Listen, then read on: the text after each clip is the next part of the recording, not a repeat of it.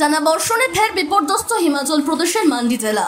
সোমবার গভীর রাতে প্রবল বৃষ্টিপাতের পর মান্ডি শহর সংলগ্ন কয়েকটি পাহাড়ি গ্রামে হঠাৎই নামে কাদামাটি ধস। পাহাড় বেয়ে হু হু করে নামে ঘন কাদা এবং পাথর মিশ্রিত জলস্রোত। মুহূর্তের মধ্যেই সেই স্রোতে ভেসে যায় একাধিক গাড়ি এবং ঘরবাড়ি। এই দুর্ঘটনা এখনো পর্যন্ত 4 জনের মৃত্যুর খবর পাওয়া গিয়েছে। নিখোঁজ রয়েছেন অন্তত 2 জন। সূত্রের খবর, মঙ্গলবার এই ঘটনাটি ঘটেছে মান্ডি জেলার পাটশাল, গুম্মার এবং ঠাকুরদেও গ্রামের সংলগ্ন এলাকায়। ধসের ফলে মান্ডি কোনো জাতীয় সড়কের একাধিক অংশে ধস পড়েছে। বন্ধ হয়ে গিয়েছে মান্ডি সুন্দরন রোডের যোগাযোগ ব্যবস্থা। একাধিক গাড়ি, যাত্রীবাহী যানবাহন এবং কয়েকটি দোকান ক্ষতিগ্রস্ত হয়েছে।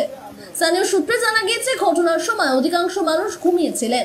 ধস নামার শব্দে অনেকেই জেগে উঠলেও সরে যাওয়ার আগেই কাদার স্রোতে ভেসে যান।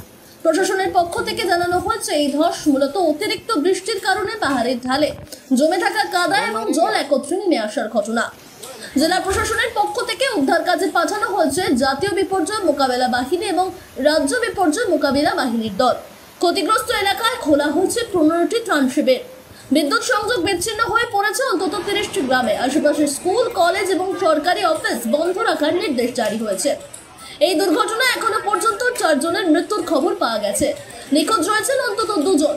জানা যাচ্ছে, মৃতদের মধ্যে রয়েছেন প্রাক্তন এক পৌর কাউন্সিলরের পুত্রবধূ, নাতি এবং পুত্র। পরিবারটি একটি 3 হুইলার করে যাচ্ছিলেন, আর সেই সময় হঠাৎই কাদা ধসে পড়ে এবং তাদের গাড়ি পুরোপুরি ঢেকে দেয়। উদ্ধারকারীরা তাদের মৃত অবস্থায় উদ্ধার করে। Bureau report, sky news Bangla.